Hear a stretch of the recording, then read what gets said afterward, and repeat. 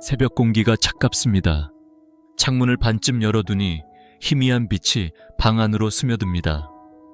커피포트에 물이 끓어오르는 소리, 그 속에서 하루의 첫 숨결이 피어납니다. 나는 잠시 멈춰 서서 생각합니다. 처음이라는 것은 언제나 두렵고 또 설레는 것이라는 걸. 그런데 성경의 첫 장면은 이렇게 말합니다. 태초에 하나님이 천지를 창조하시니라. 그 한 문장은 단순한 기원이 아닙니다. 모든 존재의 이유이며 모든 생명의 근원입니다. 세상은 스스로 존재하지 않았습니다. 빛이 어둠을 가르고 물과 땅이 구분되며 바람이 생명 위를 스쳤을 때 그 중심에는 하나님의 의지, 사랑의 숨결이 있었습니다. 하나님은 혼자가 아니셨습니다. 성부와 성자와 성령, 사랑의 연합 안에서 세상을 품으셨습니다. 그러므로 창조는 힘의 행위가 아니라 사랑의 관계의 시작이었습니다. 하나님은 말씀으로 세상을 만드시며 보셨습니다. 보시기에 좋았더라. 그 말 속에는 단지 감탄이 아니라 기쁨이 담겨 있습니다. 그분의 시선은 세상의 존재의 의미를 부여했습니다.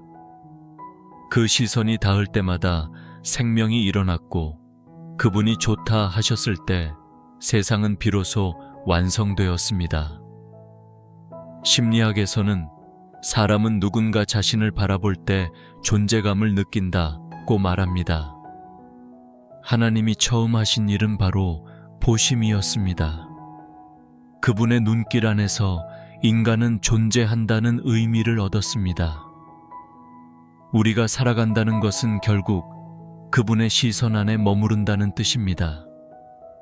나는 한 사람의 고백을 떠올립니다. 30대 중반의 한 남성이 있었습니다. 그는 늘 나는 실패한 사람이다 라고 자신을 낮추며 살았습니다. 직장에서도 관계에서도 늘 뒤로 물러났습니다. 어느 새벽 그는 우연히 교회 문 앞에 앉았습니다. 그곳에서 처음으로 성경을 펼쳤고 그 첫 구절을 읽었습니다. 태초에 하나님이 천지를 창조하시니라. 그 문장을 3번이나 되뇌다 그는 멈췄습니다. 그는 중얼거렸습니다.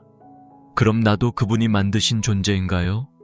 그 순간 오랫동안 굳어있던 마음이 녹아내렸습니다. 눈물이 흘렀지만 그 눈물 속에는 절망이 아니라 안도감이 있었습니다. 자신이 스스로 만들어진 존재가 아니라 사랑으로 지어진 존재라는 깨달음. 그것이 그의 첫 회복이었습니다. 그 후 그는 하루를 시작할 때마다 이렇게 기도했습니다. 주님, 오늘도 당신의 손 안에 있습니다. 그의 삶이 완전히 바뀐 것은 아니었지만 그의 눈빛은 달라졌습니다. 세상을 향한 시선이 감사로 채워졌고 타인을 향한 말투가 부드러워졌습니다. 하루의 끝에는 좋았더라 라는 말이 입에서 저절로 흘러나왔습니다. 뇌과학은 이런 변화를 설명합니다. 감사와 평안의 감정이 뇌의 전두엽을 활성화시키면 불안을 담당하는 편도체의 긴장이 완화된다고 합니다. 하나님이 인간을 창조하실 때 이미 그 안에 평안의 구조를 심어두신 것입니다. 기도와 묵상, 찬양은 단지 신앙 행위가 아니라 하나님의 질서를 따라 사는 삶의 리듬이었습니다. 이제 나는 아침마다 창문을 열 때마다 그 구절을 떠올립니다. 태초에 하나님이 천지를 창조하시니라. 그 말씀은 과거의 선언이 아니라 오늘의 약속입니다. 빛이 어둠을 가르듯 그분의 말씀이 내 안에 혼돈을 가르고 새로운 하루를 시작하게 합니다. 모든 것은 하나님으로부터 시작되었습니다. 그리고 지금 이 순간도 그분은 여전히 창조하고 계십니다. 내 숨결 속에서도, 내 관계 속에서도 그분의 사랑은 멈추지 않습니다. 주님, 오늘도 당신이 만드신 세상과 제 존재를 감사히 바라봅니다. 당신의 시선 안에 머물게 하시고 당신이 좋다 하신 생명의 자리에서 살게 하소서. 새벽의 빛이 조금씩 밝아집니다. 커피잔에서 피어오르던 김이 사라지듯 어둠이 천천히 물러납니다. 창조의 이야기는 그렇게 매일 다시 시작됩니다. 하나님의 첫 말씀이 여전히 나를 부르고 있습니다. 하루가 저물어갈 무렵 창밖의 빛이 붉게 번져듭니다. 하루 종일 분주했던 손끝이 멈추자 고요한 정적이 밀려옵니다. 이 고요 속에서 문득 떠오릅니다. 처음엔 모든 것이 좋았는데 언제부터인가 어긋나기 시작했다는 사실을. 인간의 이야기는 그렇게 시작되었습니다. 아름답고 완전했던 에덴 동산, 하나님과 사람이 아무 장벽 없이 서로를 바라보던 시간. 그러나 그곳에도 선택이라는 자유가 있었습니다. 하나님은 인간을 로봇처럼 만들지 않으셨습니다. 사랑은 강요할 수 없기 때문입니다. 하지만 그 자유는 곧 유혹의 문이 되었습니다. 뱀의 속삭임은 교묘했습니다. 정말로 하나님이 그렇게 말씀하셨느냐? 그 한마디는 의심의 씨앗이었습니다. 사랑 안에 있던 인간은 그 순간 사랑 밖으로 한 걸음 나아갔습니다. 그것이 타락의 시작이었습니다. 그날 이후 인간의 눈은 달라졌습니다. 전에는 하나님을 향하던 시선이 이제는 자신을 향했습니다. 부끄러움을 알게 되었고 스스로를 가리기 시작했습니다. 하나님이 부르셨습니다. 아담아, 네가 어디 있느냐? 그 질문은 단순한 위치의 물음이 아니었습니다.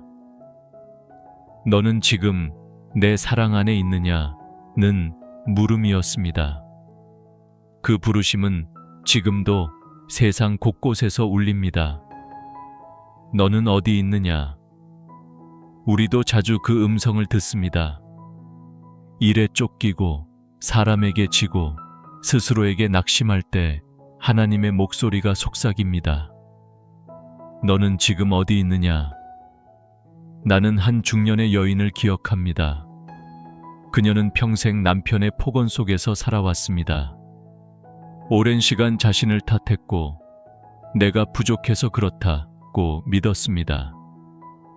그러다 어느 날 우연히 교회에서 들은 설교 한 구절이 마음을 찔렀습니다. 하나님은 여전히 당신을 부르고 계십니다. 그녀는 눈을 감고 들었습니다. 마치 멀리서 이름을 부르는 듯한 그 음성, 너는 어디 있느냐?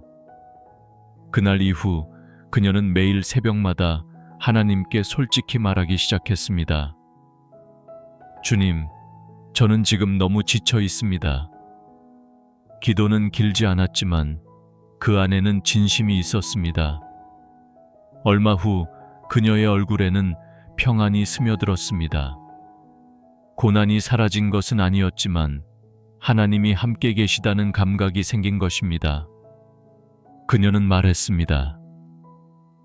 나는 여전히 부족하지만 하나님은 여전히 나를 부르십니다. 심리학에서도 수치심은 인간을 고립시키는 가장 강력한 감정이라 합니다. 그러나 신앙은 그 수치심을 회복의 통로로 바꿉니다. 하나님 앞에서 부끄러움을 숨기지 않고 드러내는 순간 뇌는 두려움 대신 평안을 느끼게 됩니다. 진실한 고백이 곧 회복의 시작이라는 뜻입니다. 하나님은 우리가 완벽할 때가 아니라 숨을 몰아쉬며 주님이라 부를 때 우리 곁에 서십니다. 성경은 타락의 장면 이후에도 놀랍게 기록합니다. 여호와 하나님이 아담과 그의 아내를 위하여 가죽옷을 지어 입히시니라. 심판이 아니라 보호의 손길이었습니다. 하나님은 여전히 그들을 덮어주셨습니다. 죄가 관계를 끊었지만 사랑은 그 끈을 놓지 않으셨습니다. 우리의 인생도 그렇습니다. 때로 우리는 너무 멀리 와버렸다고 느낍니다. 그러나 하나님은 여전히 묻고 계십니다. 너는 어디 있느냐? 그 물음 속에는 비난이 아니라 기다림이 있습니다. 사랑은 언제나 기다림의 언어로 남습니다. 오늘 하루를 돌아보면 나도 모르게 내 안에 에덴을 떠난 적이 있습니다. 두려워서 숨었던 순간, 스스로를 탓하며 마음의 문을 닫았던 순간들.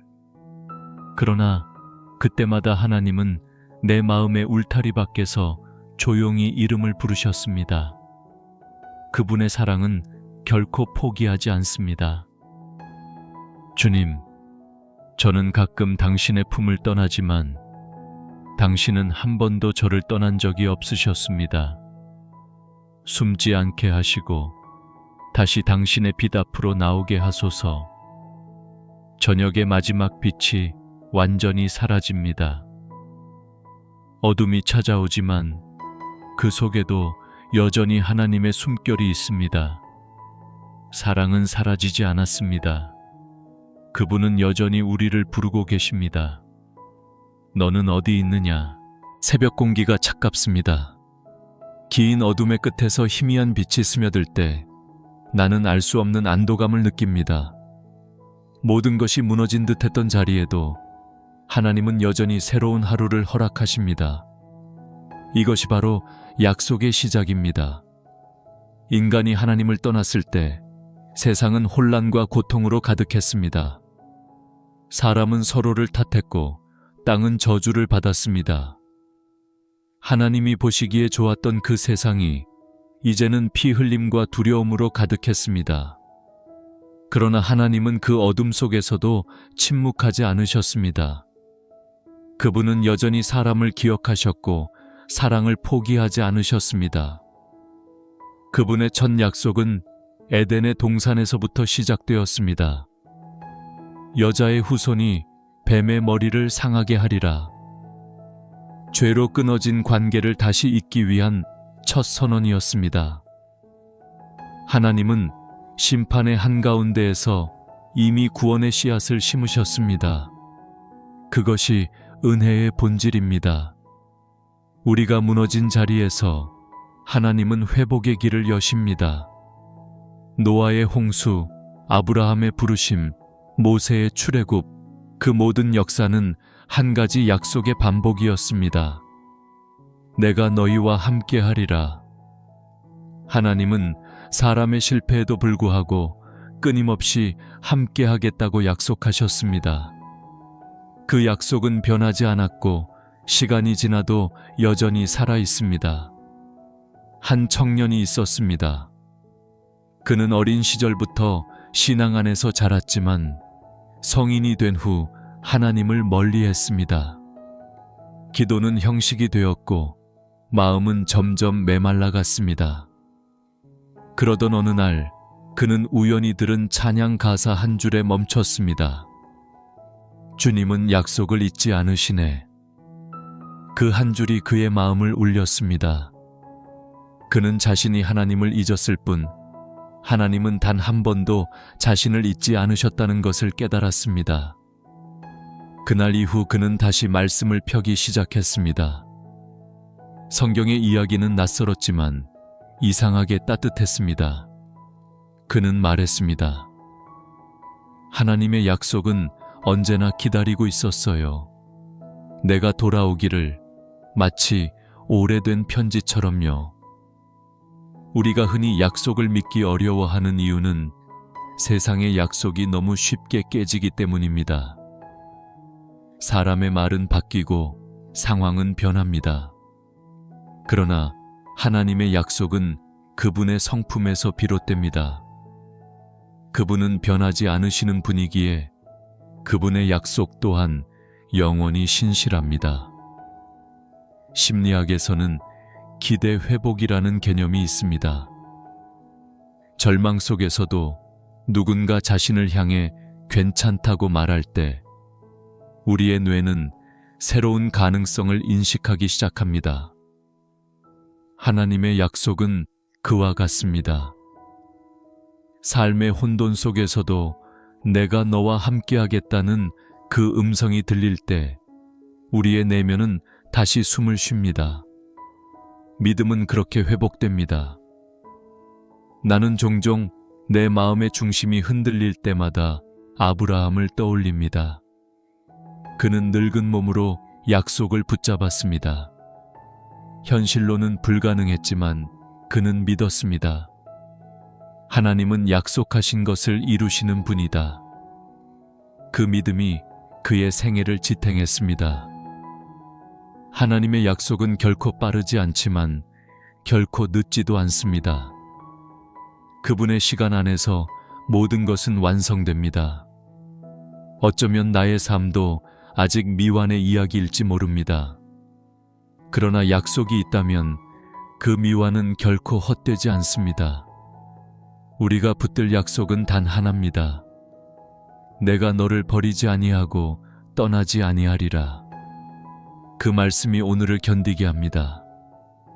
주님, 때로는 길이 보이지 않아 두렵지만 당신의 약속이 제 안에 빛으로 남게 하소서. 제가 잊어도 당신은 잊지 않으시는 분이심을 믿습니다.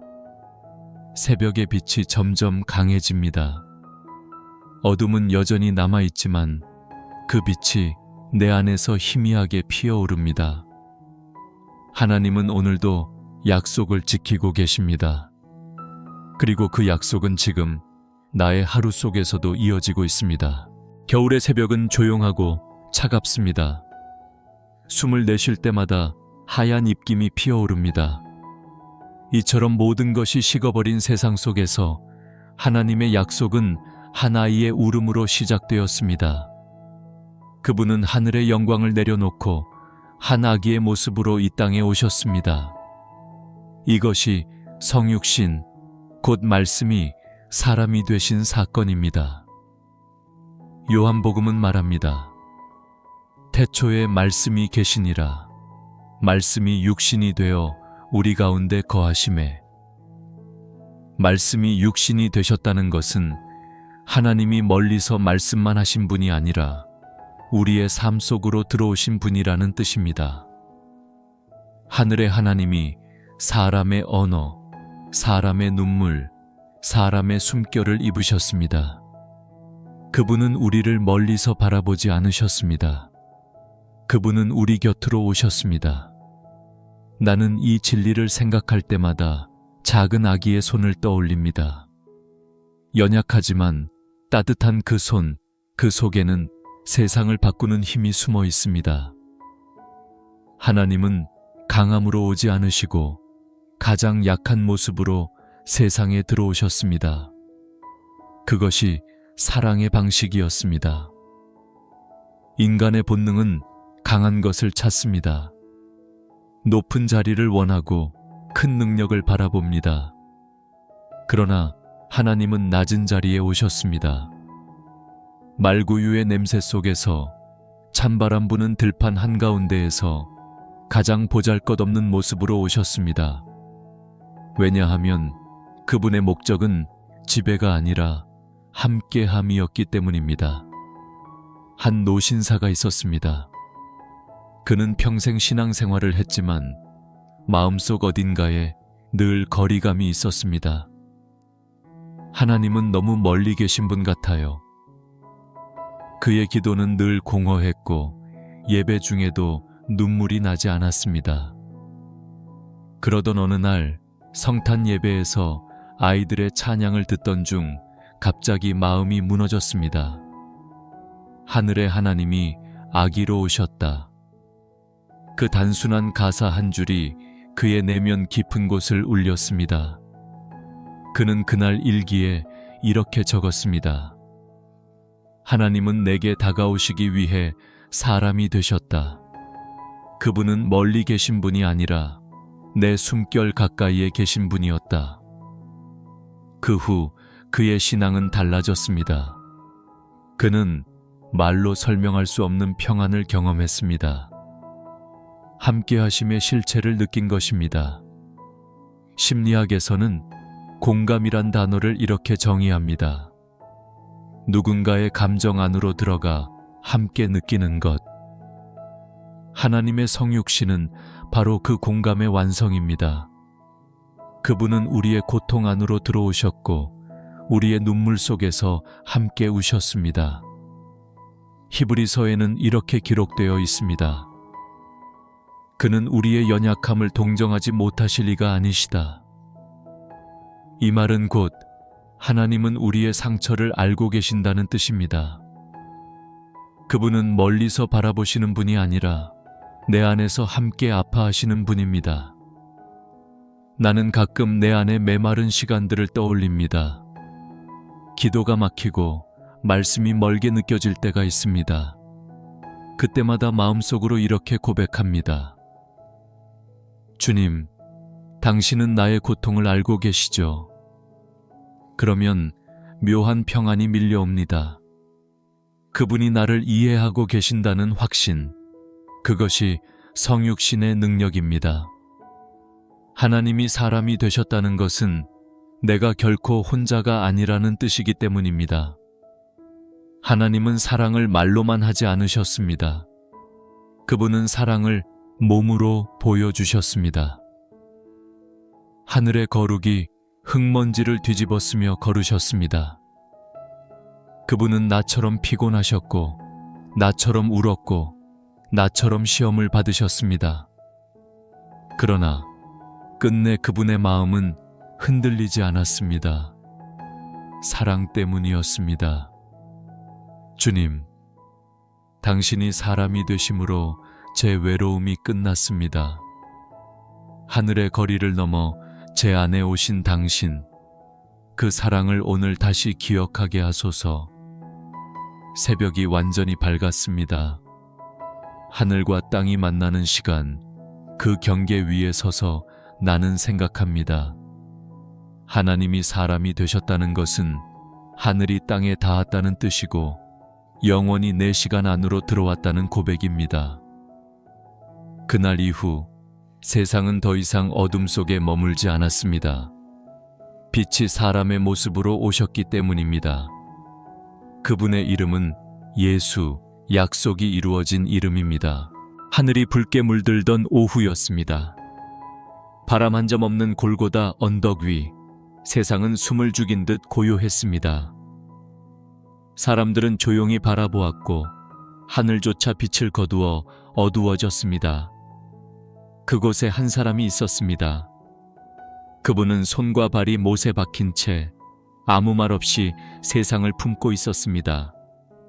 예수님의 십자가. 그 장면은 너무 익숙해서 때로는 하나의 상징처럼 느껴집니다. 그러나 십자가는 단순한 종교의 표식이 아니라 하나님 사랑의 실체가 드러난 자리였습니다. 그곳에서 하나님은 세상을 향한 마음을 다 쏟으셨습니다. 다 이루었다. 그 한마디는 절망이 아닌 완성의 선언이었습니다.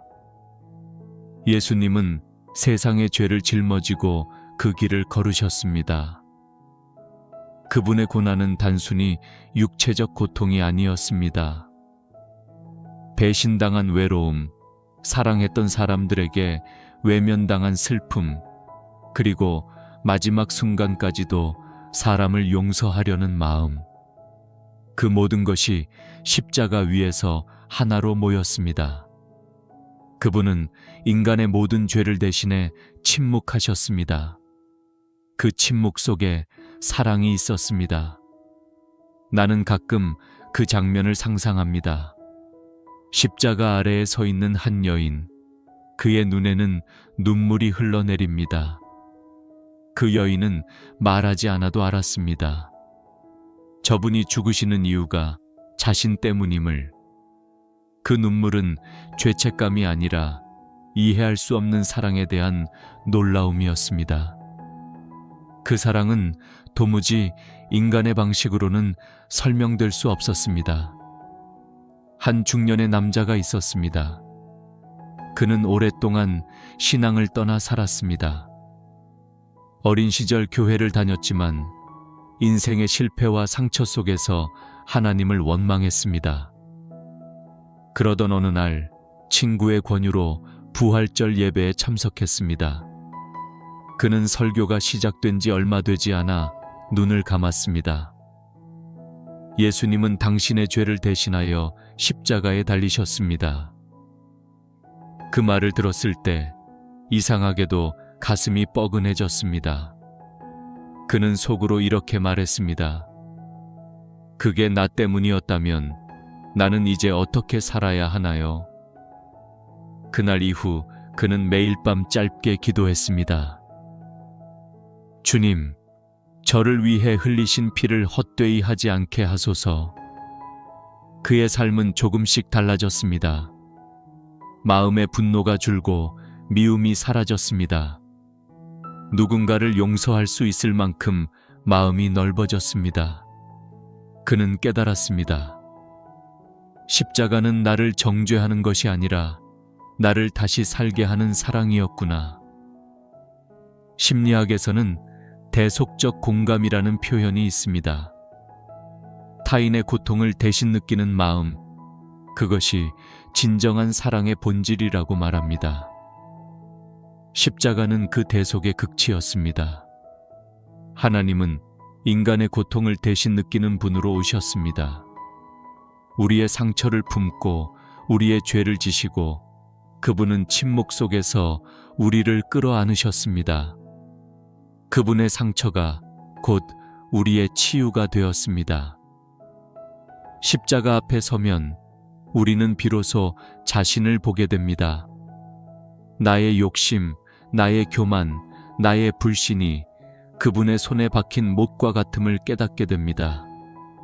그러나 동시에 우리는 압도적인 사랑을 만납니다. 그분은 그 모든 것을 알고도 나를 택하셨습니다. 하나님은 심판 대신 용서를 선택하셨습니다. 그것이 복음의 중심입니다.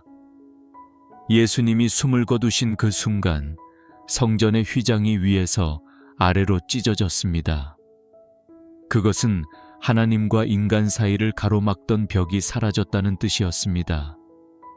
이제 누구든지 그분의 이름을 부를 수 있게 되었습니다.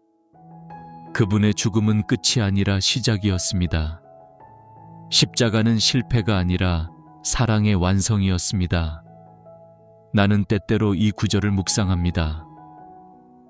우리가 아직 죄인 되었을 때에 그리스도께서 우리를 위하여 죽으심으로 하나님께서 우리에 대한 자기의 사랑을 확증하셨느니라.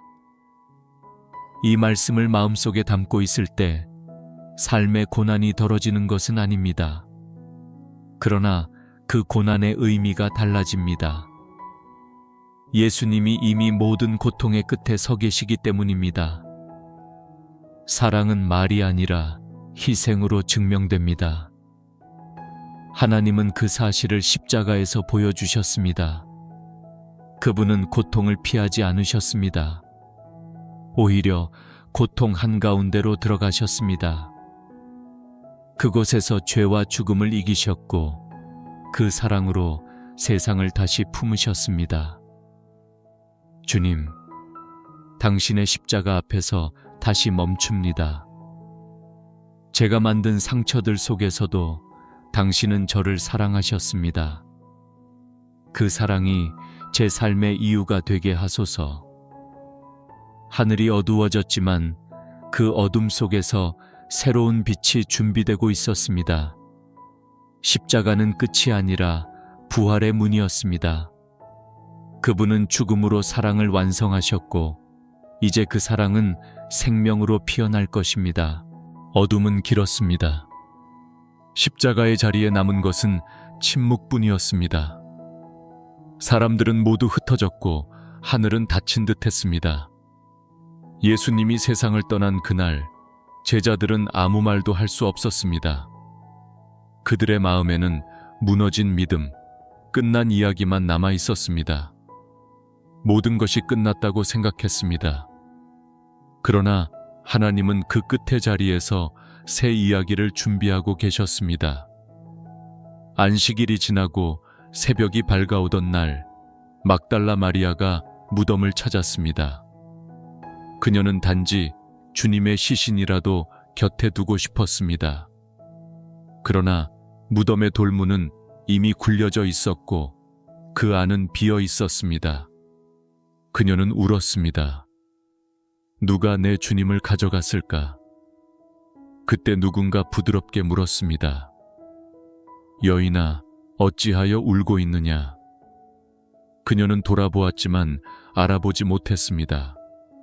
그분이 말했습니다. 마리아야.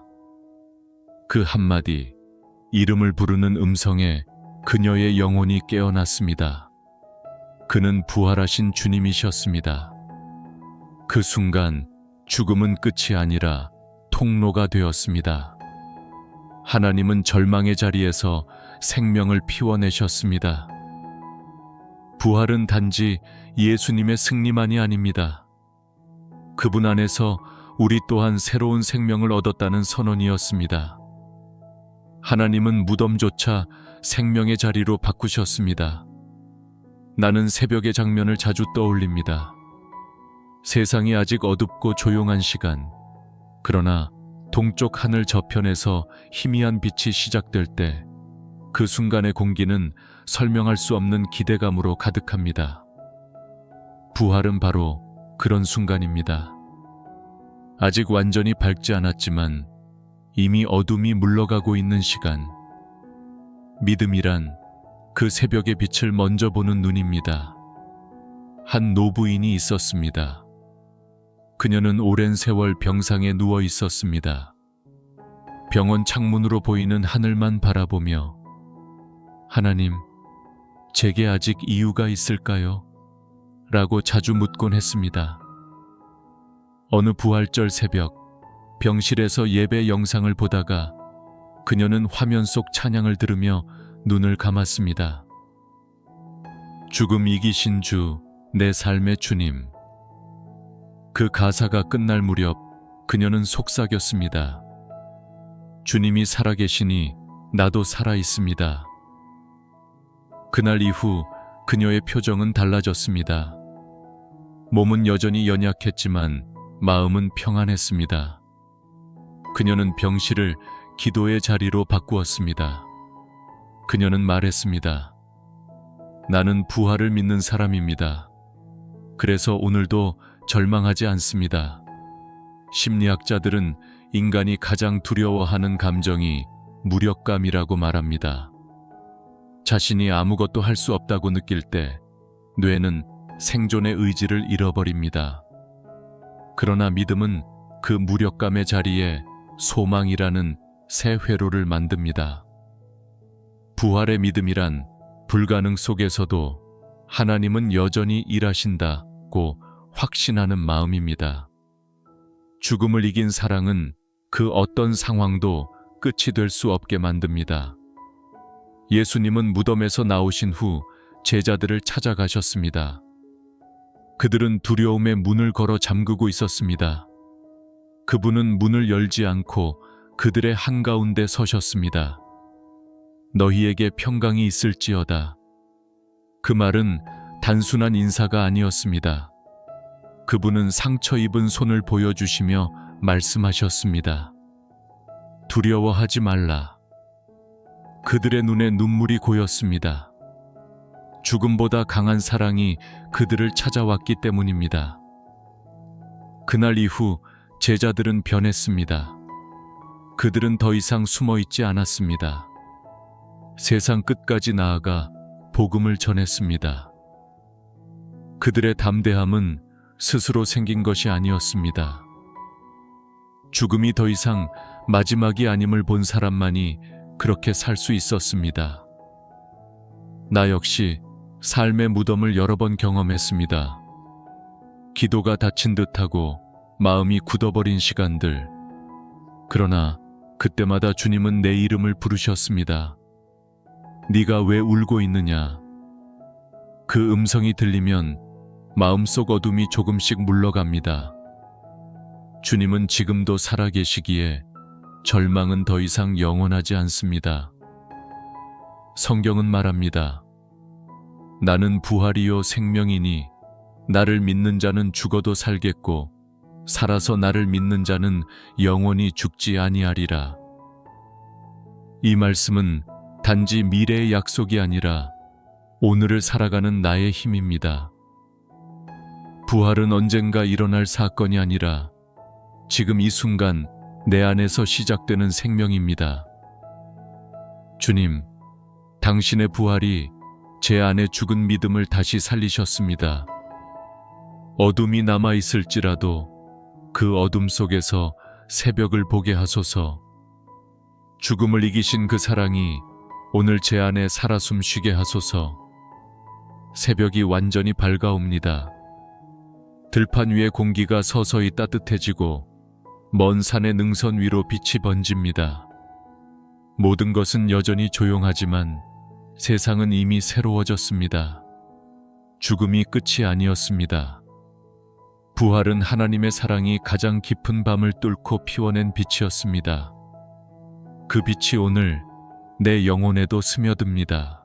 하루가 저물어가는 저녁, 노을빛이 하늘과 땅 사이를 붉게 물들입니다. 햇살은 점점 기울고 세상은 조용히 어둠으로 넘어갑니다. 나는 그 시간의 경계에 앉아 생각합니다. 모든 빛은 다시 돌아오고 모든 시작은 언젠가 완성된다는 사실을, 그리고 그 완성의 끝에는 다시 오실 주님이 계십니다. 예수님은 부활하신 후 제자들에게 약속하셨습니다. 내가 다시 오리라. 그 약속은 단순한 위로가 아니었습니다. 그분이 걸어가신 사랑의 길이 언젠가 완전한 나라로 이어질 것을 약속하신 것입니다. 그날은 눈물도 고통도 이별도 사라지는 날, 모든 것이 새롭게 되는 날입니다. 하지만 그 기다림은 길었습니다. 초대교회 성도들은 매일처럼 마라나타, 주 예수여 오시옵소서를 외쳤습니다. 그들은 고난 속에서도 흔들리지 않았습니다. 왜냐하면 그들의 소망은 세상이 아니라 다시 오실 그분에게 있었기 때문입니다. 그들의 믿음은 현실의 고통을 이겨낸 희망이었습니다. 지금 우리는 그 약속의 시대를 살아가고 있습니다. 눈에 보이지는 않지만 주님은 여전히 우리 곁에서 역사를 이끌고 계십니다. 세상이 혼란스럽고 정의가 무너지는 듯해도 하나님은 침묵 속에서 일을 하고 계십니다. 재림은 단순히 미래의 사건이 아니라 지금 이 순간에도 진행되고 있는 하나님의 계획입니다. 나는 가끔 저녁 하늘을 바라봅니다. 별빛이 하나둘 떠오를 때 그 고요한 장면 속에서 마음속으로 속삭입니다. 주님, 오늘도 오고 계시지요. 그분은 먼 하늘에 계신 분이 아니라 하루의 끝마다 내 마음을 찾아오시는 분입니다. 그분의 재림은 먼 미래의 거대한 사건이기 전에 내 삶 속 매 순간의 임재로 먼저 다가옵니다. 한 교회 집사님의 이야기가 있습니다. 그녀는 오랜 세월 외로운 노년을 보내며 하루하루를 주님, 오늘도 오시겠습니까? 라는 기도로 시작했습니다. 그녀의 방 한쪽에는 늘 촛불 하나가 켜 있었습니다. 그 불빛은 희미했지만 꺼지지 않았습니다. 어느 날 젊은 이웃이 물었습니다. 그 불은 왜 매일 켜두세요? 그녀는 미소 지으며 대답했습니다. 주님이 오실 길을 밝히는 등불이에요. 그 단순한 말 속에는 깊은 신앙이 있었습니다. 그녀는 매일 밤 작은 불빛 아래에서 찬송을 부르곤 했습니다. 내 주여, 언제나 오시렵니까? 그리고 잠들기 전에는 항상 이렇게 속삭였습니다. 주님, 오늘도 오셨지요. 제 마음에 그녀는 세상을 떠나기 전 평안한 얼굴로 이렇게 말했습니다. 이제 빛 가운데로 들어갑니다.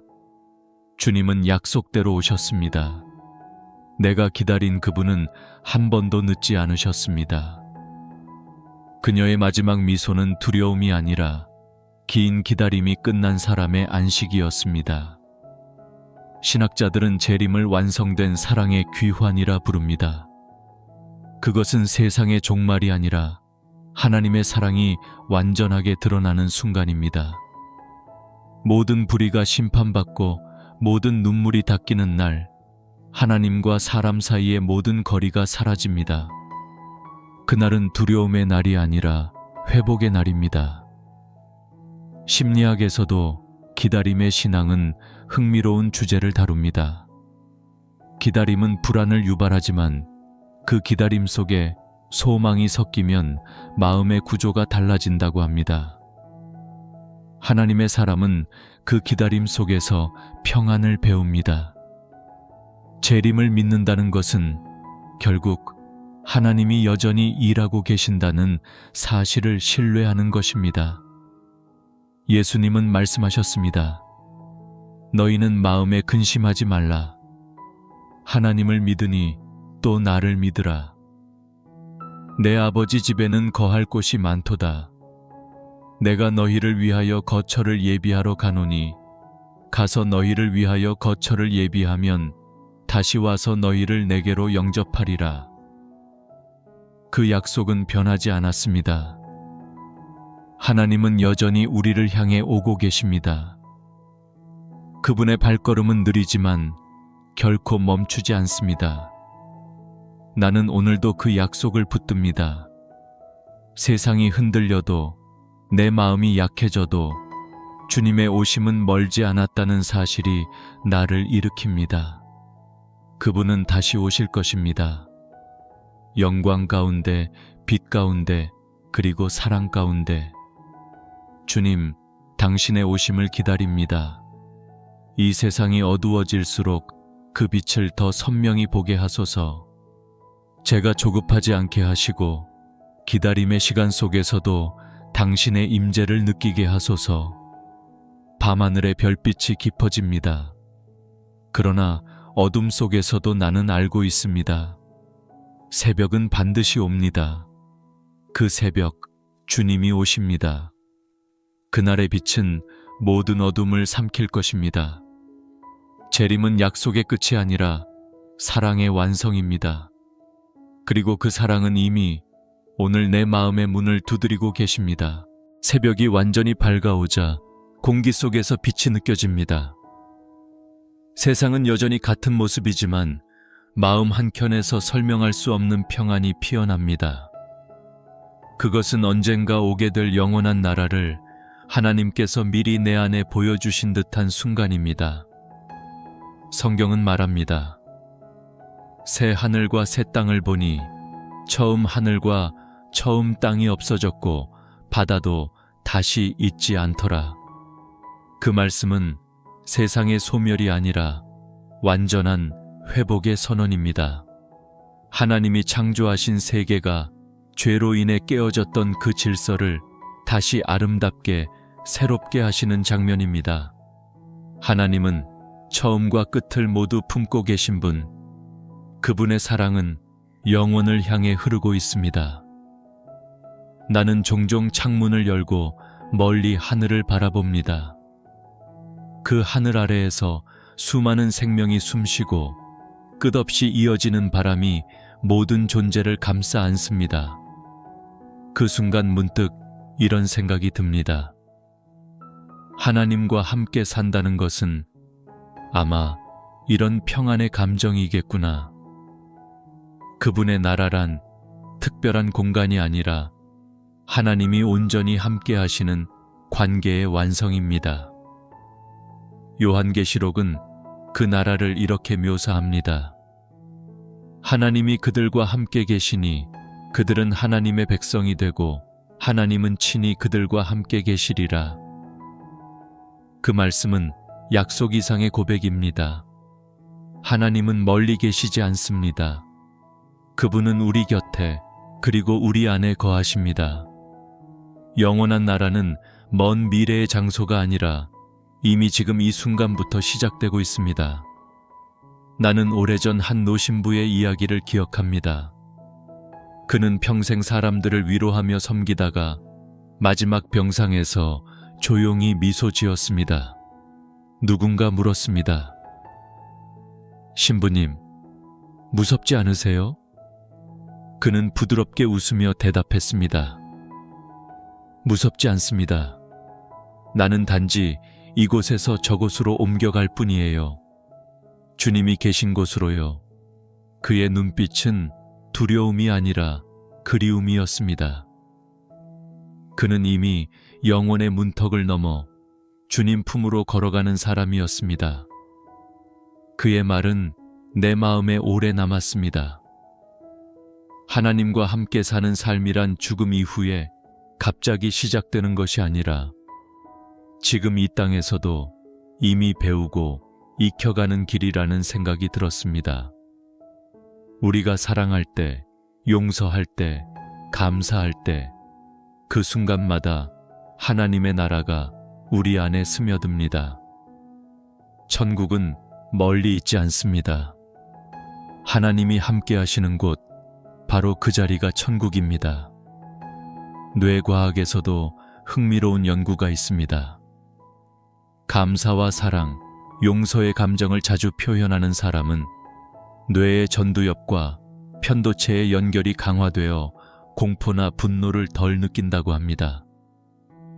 결국 평안이란 외부 환경의 결과가 아니라 내면의 관계에서 비롯된다는 것입니다. 하나님이 우리 안에 거하실 때 우리의 마음은 그분의 질서로 다시 세워집니다. 이것이 바로 하나님과 함께 사는 삶의 실제입니다. 나는 하루를 마칠 때마다 생각합니다. 오늘 내 마음에 하나님이 머무르셨는가? 그분이 내 안에 계시면 세상이 흔들려도 평안은 흔들리지 않습니다. 삶의 굴곡 속에서도 주님이 함께 하신다는 한 가지 확신이 모든 두려움을 잠재웁니다. 한 여인은 사랑하는 남편을 먼저 떠나보냈습니다. 오랜 세월 함께했던 집이 낯설게 느껴졌고 식탁의 한 자리는 언제나 비어 있었습니다. 그러나 그녀는 매일 아침 성경을 펴고 이 구절을 읽었습니다. 하나님은 그들과 함께 계시리라. 그녀는 조용히 속삭였습니다. 그래요, 주님. 저는 혼자가 아니에요. 그녀의 눈에는 눈물이 있었지만 그 눈물 속에는 두려움이 없었습니다. 그녀는 그 평안을 하나님이 내 집에 머무르시는 증거라고 말했습니다. 영원한 나라에서 하나님은 모든 눈물을 닦아주실 것입니다. 그러나 그 위로는 이미 지금부터 시작되고 있습니다. 우리가 용서할 때, 우리가 서로를 안아줄 때, 우리가 괜찮다고 말할 때, 그 순간마다 하나님의 나라가 이 땅에 조금씩 스며듭니다. 천국은 먼 미래의 보상이 아니라 지금 우리의 삶 속에서 자라나는 씨앗입니다. 주님, 당신과 함께 사는 삶이 제게 평안이 되게 하소서. 눈으로 보이지 않아도 당신이 제 곁에 계심을 잊지 않게 하소서. 영원의 나라가 제 일상 속에서 숨쉬게 하소서. 해가 천천히 저물어 갑니다. 창문 사이로 마지막 햇살이 머물다 사라집니다. 그러나 어둠은 더 이상 두렵지 않습니다. 왜냐하면 하나님이 이 어둠 속에도 함께 하시기 때문입니다. 그분이 머무시는 곳, 그곳이 곧 천국입니다. 하나님과 함께 사는 삶, 그것이 영원한 나라의 시작이며 우리의 여정은 이미 그 안에서 계속되고 있습니다. 밤이 깊었습니다. 세상은 고요하고 창문 너머로 들려오는 바람 소리만이 방 안을 스칩니다. 하루의 모든 소음이 멈춘 이 시간, 나는 문득 마음속에서 잔잔한 울림을 느낍니다. 하나님이 지금도 나를 부르고 계신다는 그분의 사랑이 여전히 흐르고 있다는 감각입니다. 이제 모든 이야기는 한 방향을 향해 흘러왔습니다. 태초의 창조에서 시작된 사랑은 타락의 어둠을 지나 약속과 성육신, 십자가와 부활, 재림과 영원한 나라를 거쳐 이제 한 문장으로 완성됩니다. 하나님은 사랑이시다. 성경은 처음부터 끝까지 그 고백으로 이어집니다. 모든 사건의 중심에는 하나님의 마음이 있습니다. 그분은 인간을 떠나지 않으셨고 실패와 죄, 눈물과 상처의 한가운데서도 끊임없이 우리를 찾아오셨습니다. 그분의 사랑은 시간의 경계를 넘습니다. 태초에도, 지금도, 그리고 영원히. 나는 한 노교회의 낡은 의자에 앉아 오래된 성경책을 천천히 넘기던 어느 오후를 기억합니다. 햇살이 스며들어 페이지마다 금빛 그림자를 드리우고 있었습니다. 그날 나는 처음으로 느꼈습니다. 이 책은 기록이 아니라 관계구나. 하나님의 이야기는 단순한 교리나 역사책이 아니라 한 사람 한 사람의 이름이 적힌 사랑의 편지였습니다. 그 속에는 나의 이름도 있었습니다. 우리는 종종 잊습니다. 삶이 너무 분주하고 세상은 빠르게 변합니다. 그러나 하나님은 결코 잊지 않으십니다. 그분의 사랑은 우리가 변해도 변하지 않습니다. 우리가 멀리 가도 그분은 따라오십니다. 우리가 잠시 침묵해도 그분은 조용히 기다리십니다. 그분의 사랑은 조건이 아니라 존재입니다. 하나님은 사랑하시기 때문에 존재하시고 존재하시기 때문에 사랑하십니다. 한 젊은 여인이 있었습니다. 그녀는 오랜 세월 죄책감에 묶여 살았습니다. 하나님을 사랑한다고 말하면서도 마음속 깊은 곳에서는 늘 두려워했습니다. 나는 용서받을 수 없어요. 그녀는 매번 그 말로 기도를 끝냈습니다. 어느 날 한 목사님의 설교에서 이런 말을 들었습니다. 하나님의 사랑은 우리가 자격이 있을 때 주어지는 게 아닙니다. 우리가 절망할 때 그 사랑이 시작됩니다. 그녀는 그 말을 붙잡고 밤새 울었습니다. 그날 이후 그녀는 매일 새벽 주님, 오늘도 저를 사랑하시나요? 라고 속삭였습니다. 그리고 매번 마음 깊은 곳에서 들려오는 한마디, 그럼 나는 늘 너를 사랑한다. 그녀는 그 대답 하나로 하루를 견뎠습니다. 그녀의 얼굴에는 평안이 자리 잡았고 그 평안은 오래된 상처마저 부드럽게 덮었습니다. 하나님의 사랑은 그렇게 작고 조용하게 다가옵니다. 그분은 큰 기적보다 작은 숨결 속에서 우리를 만지십니다. 꽃 한 송이 피는 봄의 아침, 누군가 건네는 따뜻한 말 한마디, 무겁던 마음이 갑자기 가벼워지는 순간, 그 모든 장면 속에 하나님의 사랑이 숨어 있습니다. 그 사랑은 설명되지 않아도 느껴집니다. 심리학에서는 안정애착이라는 개념이 있습니다. 사랑받는다는 확신이 있을 때 인간의 불안은 줄어들고 마음은 강해진다고 합니다. 하나님의 사랑은 우리 영혼의 가장 깊은 안정애착입니다. 그 사랑을 느낄 때 우리는 더 이상 증명하려 하지 않습니다.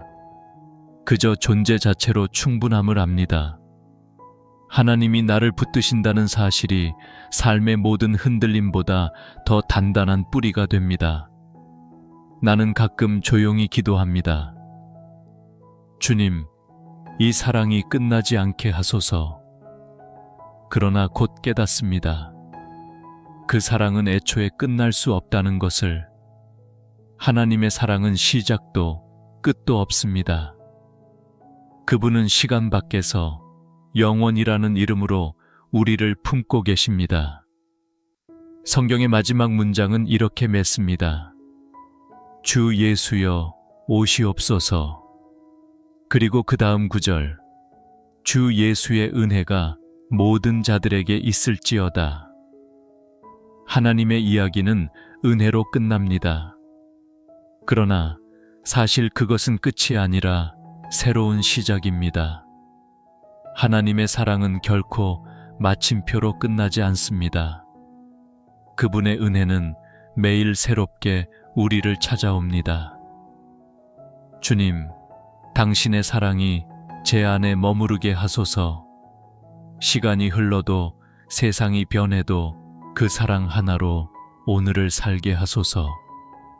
당신의 은혜 안에서 끝나지 않는 이야기를 계속 써 내려가게 하소서. 새벽이 다시 밝아옵니다. 하루가 시작되지만 어쩐지 처음과 닮아 있습니다. 태초의 빛이 다시 내 안에 스며듭니다. 하나님의 이야기는 여전히 흐르고 있습니다. 창조에서 시작된 사랑은 이제 영원 속에서 완성되었지만 멈추지 않습니다. 그분은 지금도 말씀하십니다. 나는 처음이요 마지막이라. 나는 알파요 오메가라. 나는 너를 사랑한다. 모든 숨결이 그 음성 안에 머뭅니다. 모든 시간은 그 사랑 안에서 쉼을 얻습니다. 하나님의 이야기는 끝나지 않았습니다. 그리고 지금 당신의 삶 속에서도 조용히 계속되고 있습니다. 새벽 공기가 차갑습니다. 창문을 반쯤 열어두니 희미한 빛이 방 안으로 스며듭니다. 커피포트에 물이 끓어오르는 소리, 그 속에서 하루의 첫 숨결이 피어납니다. 나는 잠시 멈춰 서서 생각합니다. 처음이라는 것은 언제나 두렵고 또 설레는 것이라는 걸. 그런데 성경의 첫 장면은 이렇게 말합니다. 태초에 하나님이 천지를 창조하시니라. 그 한 문장은 단순한 기원이 아닙니다. 모든 존재의 이유이며 모든 생명의 근원입니다. 세상은 스스로 존재하지 않았습니다. 빛이 어둠을 가르고 물과 땅이 구분되며 바람이 생명 위를 스쳤을 때 그 중심에는 하나님의 의지, 사랑의 숨결이 있었습니다. 하나님은 혼자가 아니셨습니다. 성부와 성자와 성령, 사랑의 연합 안에서 세상을 품으셨습니다. 그러므로 창조는 힘의 행위가 아니라 사랑의 관계의 시작이었습니다. 하나님은 말씀으로 세상을 만드시며 보셨습니다. 보시기에 좋았더라. 그 말 속에는 단지 감탄이 아니라 기쁨이 담겨 있습니다. 그분의 시선은 세상의 존재의 의미를 부여했습니다. 그 시선이 닿을 때마다 생명이 일어났고 그분이 좋다 하셨을 때 세상은 비로소 완성되었습니다. 심리학에서는 사람은 누군가 자신을 바라볼 때 존재감을 느낀다고 말합니다. 하나님이 처음 하신 일은 바로 보심이었습니다. 그분의 눈길 안에서 인간은 존재한다는 의미를 얻었습니다. 우리가 살아간다는 것은 결국 그분의 시선 안에 머무른다는 뜻입니다. 나는 한 사람의 고백을 떠올립니다. 30대 중반의 한 남성이 있었습니다. 그는 늘 나는 실패한 사람이다 라고 자신을 낮추며 살았습니다. 직장에서도 관계에서도 늘 뒤로 물러났습니다. 어느 새벽 그는 우연히 교회 문 앞에 앉았습니다. 그곳에서 처음으로 성경을 펼쳤고 그 첫 구절을 읽었습니다. 태초에 하나님이 천지를 창조하시니라. 그 문장을 3번이나 되뇌다 그는 멈췄습니다. 그는 중얼거렸습니다. 그럼 나도 그분이 만드신 존재인가요? 그 순간 오랫동안 굳어있던 마음이 녹아내렸습니다. 눈물이 흘렀지만 그 눈물 속에는 절망이 아니라 안도감이 있었습니다. 자신이 스스로 만들어진 존재가 아니라 사랑으로 지어진 존재라는 깨달음. 그것이 그의 첫 회복이었습니다. 그 후 그는 하루를 시작할 때마다 이렇게 기도했습니다. 주님, 오늘도 당신의 손안에 있습니다. 그의 삶이 완전히 바뀐 것은 아니었지만 그의 눈빛은 달라졌습니다. 세상을 향한 시선이 감사로 채워졌고 타인을 향한 말투가 부드러워졌습니다. 하루의 끝에는 좋았더라 라는 말이 입에서 저절로 흘러나왔습니다. 뇌과학은 이런 변화를 설명합니다. 감사와 평안의 감정이 뇌의 전두엽을 활성화시키면 불안을 담당하는 편도체의 긴장이 완화된다고 합니다. 하나님이 인간을 창조하실 때 이미 그 안에 평안의 구조를 심어두신 것입니다. 기도와 묵상, 찬양은 단지 신앙 행위가 아니라 하나님의 질서를 따라 사는 삶의 리듬이었습니다. 이제 나는 아침마다 창문을 열 때마다 그 구절을 떠올립니다. 태초에 하나님이 천지를 창조하시니라. 그 말씀은 과거의 선언이 아니라 오늘의 약속입니다. 빛이 어둠을 가르듯 그분의 말씀이 내 안에 혼돈을 가르고 새로운 하루를 시작하게 합니다. 모든 것은 하나님으로부터 시작되었습니다. 그리고 지금 이 순간도 그분은 여전히 창조하고 계십니다. 내 숨결 속에서도, 내 관계 속에서도 그분의 사랑은 멈추지 않습니다. 주님, 오늘도 당신이 만드신 세상과 제 존재를 감사히 바라봅니다. 당신의 시선 안에 머물게 하시고 당신이 좋다 하신 생명의 자리에서 살게 하소서. 새벽의 빛이 조금씩 밝아집니다. 커피잔에서 피어오르던 김이 사라지듯 어둠이 천천히 물러납니다. 창조의 이야기는 그렇게 매일 다시 시작됩니다. 하나님의 첫 말씀이 여전히 나를 부르고 있습니다. 하루가 저물어갈 무렵 창밖의 빛이 붉게 번져듭니다. 하루 종일 분주했던 손끝이 멈추자 고요한 정적이 밀려옵니다. 이 고요 속에서 문득 떠오릅니다. 처음엔 모든 것이 좋았는데 언제부터인가 어긋나기 시작했다는 사실을. 인간의 이야기는 그렇게 시작되었습니다. 아름답고 완전했던 에덴 동산, 하나님과 사람이 아무 장벽 없이 서로를 바라보던 시간. 그러나 그곳에도 선택이라는 자유가 있었습니다. 하나님은 인간을 로봇처럼 만들지 않으셨습니다. 사랑은 강요할 수 없기 때문입니다. 하지만 그 자유는 곧 유혹의 문이 되었습니다. 뱀의 속삭임은 교묘했습니다. 정말로 하나님이 그렇게 말씀하셨느냐? 그 한마디는 의심의 씨앗이었습니다. 사랑 안에 있던 인간은 그 순간 사랑 밖으로 한 걸음 나아갔습니다. 그것이 타락의 시작이었습니다. 그날 이후 인간의 눈은 달라졌습니다. 전에는 하나님을 향하던 시선이 이제는 자신을 향했습니다. 부끄러움을 알게 되었고 스스로를 가리기 시작했습니다. 하나님이 부르셨습니다. 아담아, 네가 어디 있느냐? 그 질문은 단순한 위치의 물음이 아니었습니다. 너는 지금 내 사랑 안에 있느냐는 물음이었습니다. 그 부르심은 지금도 세상 곳곳에서 울립니다. 너는 어디 있느냐? 우리도 자주 그 음성을 듣습니다. 일에 쫓기고 사람에게 지고 스스로에게 낙심할 때 하나님의 목소리가 속삭입니다. 너는 지금 어디 있느냐? 나는 한 중년의 여인을 기억합니다. 그녀는 평생 남편의 폭언 속에서 살아왔습니다. 오랜 시간 자신을 탓했고 내가 부족해서 그렇다고 믿었습니다. 그러다 어느 날 우연히 교회에서 들은 설교 한 구절이 마음을 찔렀습니다. 하나님은 여전히 당신을 부르고 계십니다. 그녀는 눈을 감고 들었습니다. 마치 멀리서 이름을 부르는 듯한 그 음성, 너는 어디 있느냐? 그날 이후 그녀는 매일 새벽마다 하나님께 솔직히 말하기 시작했습니다. 주님, 저는 지금 너무 지쳐 있습니다. 기도는 길지 않았지만 그 안에는 진심이 있었습니다. 얼마 후 그녀의 얼굴에는 평안이 스며들었습니다. 고난이 사라진 것은 아니었지만 하나님이 함께 계시다는 감각이 생긴 것입니다.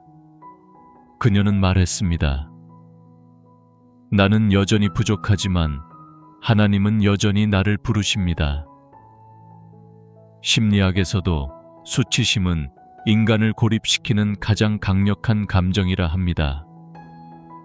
그러나 신앙은 그 수치심을 회복의 통로로 바꿉니다.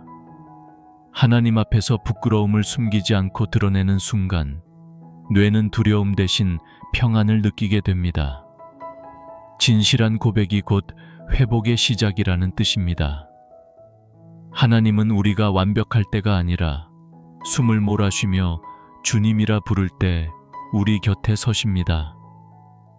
성경은 타락의 장면 이후에도 놀랍게 기록합니다. 여호와 하나님이 아담과 그의 아내를 위하여 가죽옷을 지어 입히시니라. 심판이 아니라 보호의 손길이었습니다. 하나님은 여전히 그들을 덮어주셨습니다. 죄가 관계를 끊었지만 사랑은 그 끈을 놓지 않으셨습니다. 우리의 인생도 그렇습니다. 때로 우리는 너무 멀리 와버렸다고 느낍니다. 그러나 하나님은 여전히 묻고 계십니다. 너는 어디 있느냐? 그 물음 속에는 비난이 아니라 기다림이 있습니다. 사랑은 언제나 기다림의 언어로 남습니다. 오늘 하루를 돌아보면 나도 모르게 내 안에 에덴을 떠난 적이 있습니다. 두려워서 숨었던 순간, 스스로를 탓하며 마음의 문을 닫았던 순간들. 그러나 그때마다 하나님은 내 마음의 울타리 밖에서 조용히 이름을 부르셨습니다. 그분의 사랑은 결코 포기하지 않습니다. 주님, 저는 가끔 당신의 품을 떠나지만 당신은 한 번도 저를 떠난 적이 없으셨습니다. 숨지 않게 하시고 다시 당신의 빛 앞으로 나오게 하소서. 저녁의 마지막 빛이 완전히 사라집니다. 어둠이 찾아오지만 그 속에도 여전히 하나님의 숨결이 있습니다. 사랑은 사라지지 않았습니다. 그분은 여전히 우리를 부르고 계십니다. 너는 어디 있느냐? 새벽 공기가 차갑습니다. 긴 어둠의 끝에서 희미한 빛이 스며들 때 나는 알 수 없는 안도감을 느낍니다. 모든 것이 무너진 듯했던 자리에도 하나님은 여전히 새로운 하루를 허락하십니다. 이것이 바로 약속의 시작입니다. 인간이 하나님을 떠났을 때 세상은 혼란과 고통으로 가득했습니다. 사람은 서로를 탓했고 땅은 저주를 받았습니다. 하나님이 보시기에 좋았던 그 세상이 이제는 피 흘림과 두려움으로 가득했습니다. 그러나 하나님은 그 어둠 속에서도 침묵하지 않으셨습니다. 그분은 여전히 사람을 기억하셨고 사랑을 포기하지 않으셨습니다. 그분의 첫 약속은 에덴의 동산에서부터 시작되었습니다. 여자의 후손이 뱀의 머리를 상하게 하리라. 죄로 끊어진 관계를 다시 잇기 위한 첫 선언이었습니다. 하나님은 심판의 한가운데에서 이미 구원의 씨앗을 심으셨습니다. 그것이 은혜의 본질입니다. 우리가 무너진 자리에서 하나님은 회복의 길을 여십니다. 노아의 홍수, 아브라함의 부르심, 모세의 출애굽, 그 모든 역사는 한 가지 약속의 반복이었습니다. 내가 너희와 함께 하리라. 하나님은 사람의 실패에도 불구하고 끊임없이 함께 하겠다고 약속하셨습니다. 그 약속은 변하지 않았고 시간이 지나도 여전히 살아 있습니다. 한 청년이 있었습니다. 그는 어린 시절부터 신앙 안에서 자랐지만 성인이 된 후 하나님을 멀리했습니다. 기도는 형식이 되었고 마음은 점점 메말라갔습니다. 그러던 어느 날 그는 우연히 들은 찬양 가사 한 줄에 멈췄습니다. 주님은 약속을 잊지 않으시네. 그 한 줄이 그의 마음을 울렸습니다. 그는 자신이 하나님을 잊었을 뿐 하나님은 단 한 번도 자신을 잊지 않으셨다는 것을 깨달았습니다. 그날 이후 그는 다시 말씀을 펴기 시작했습니다. 성경의 이야기는 낯설었지만 이상하게 따뜻했습니다. 그는 말했습니다. 하나님의 약속은 언제나 기다리고 있었어요. 내가 돌아오기를 마치 오래된 편지처럼요. 우리가 흔히 약속을 믿기 어려워하는 이유는 세상의 약속이 너무 쉽게 깨지기 때문입니다. 사람의 말은 바뀌고 상황은 변합니다. 그러나 하나님의 약속은 그분의 성품에서 비롯됩니다. 그분은 변하지 않으시는 분이기에 그분의 약속 또한 영원히 신실합니다. 심리학에서는 기대 회복이라는 개념이 있습니다. 절망 속에서도 누군가 자신을 향해 괜찮다고 말할 때 우리의 뇌는 새로운 가능성을 인식하기 시작합니다. 하나님의 약속은 그와 같습니다. 삶의 혼돈 속에서도 내가 너와 함께하겠다는 그 음성이 들릴 때 우리의 내면은 다시 숨을 쉽니다. 믿음은 그렇게 회복됩니다. 나는 종종 내 마음의 중심이 흔들릴 때마다 아브라함을 떠올립니다. 그는 늙은 몸으로 약속을 붙잡았습니다. 현실로는 불가능했지만 그는 믿었습니다. 하나님은 약속하신 것을 이루시는 분이다. 그 믿음이 그의 생애를 지탱했습니다. 하나님의 약속은 결코 빠르지 않지만 결코 늦지도 않습니다. 그분의 시간 안에서 모든 것은 완성됩니다. 어쩌면 나의 삶도 아직 미완의 이야기일지 모릅니다. 그러나 약속이 있다면 그 미완은 결코 헛되지 않습니다. 우리가 붙들 약속은 단 하나입니다. 내가 너를 버리지 아니하고 떠나지 아니하리라. 그 말씀이 오늘을 견디게 합니다. 주님, 때로는 길이 보이지 않아 두렵지만 당신의 약속이 제 안에 빛으로 남게 하소서. 제가 잊어도 당신은 잊지 않으시는 분이심을 믿습니다. 새벽의 빛이 점점 강해집니다. 어둠은 여전히 남아있지만 그 빛이 내 안에서 희미하게 피어오릅니다. 하나님은 오늘도 약속을 지키고 계십니다.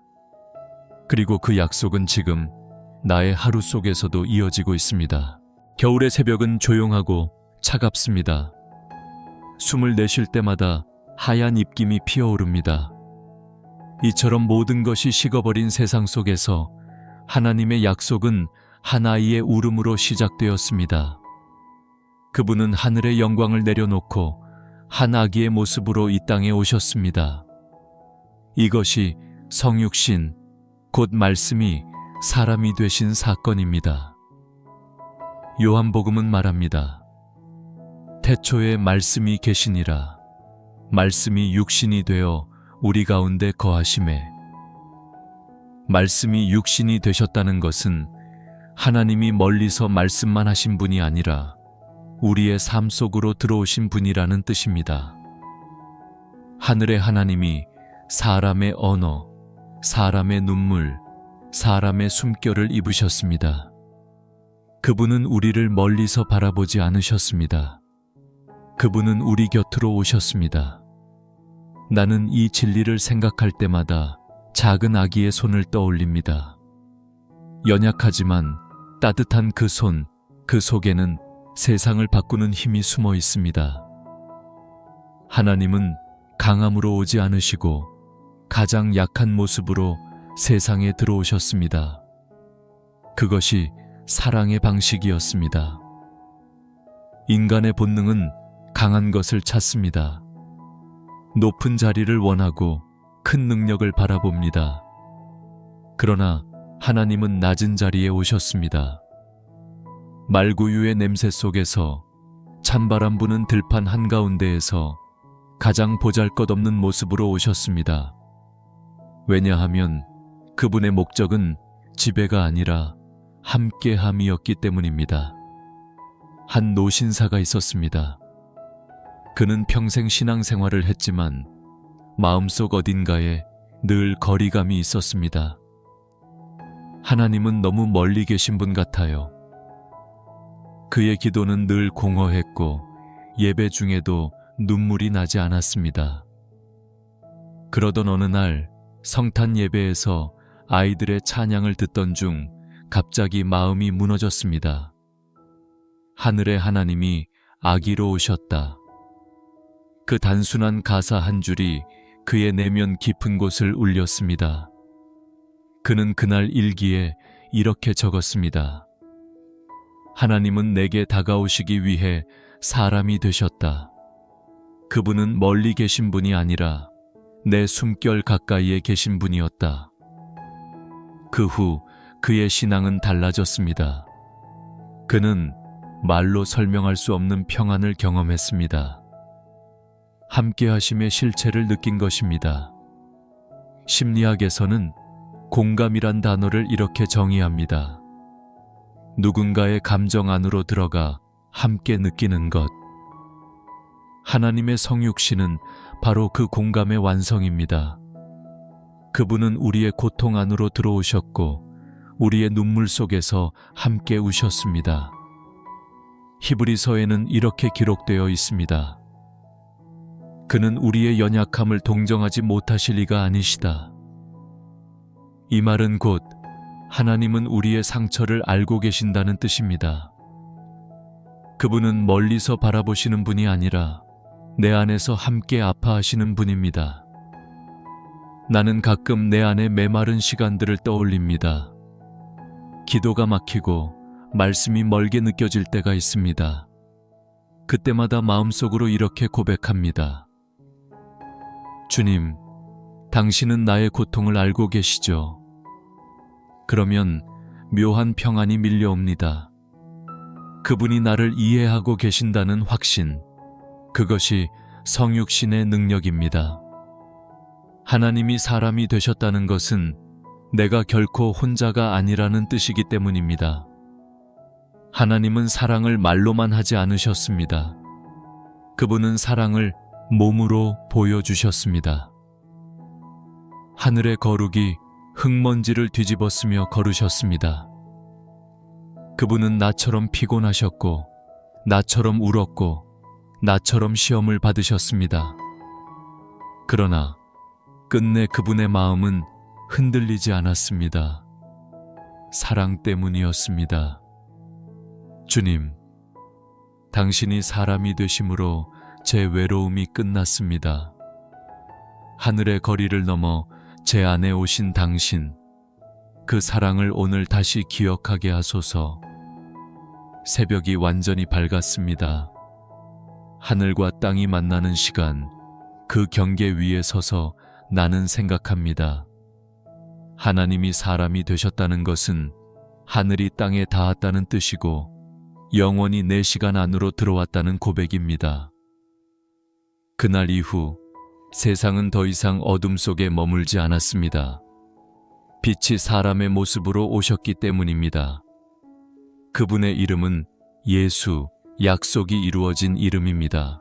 하늘이 붉게 물들던 오후였습니다. 바람 한 점 없는 골고다 언덕 위, 세상은 숨을 죽인 듯 고요했습니다.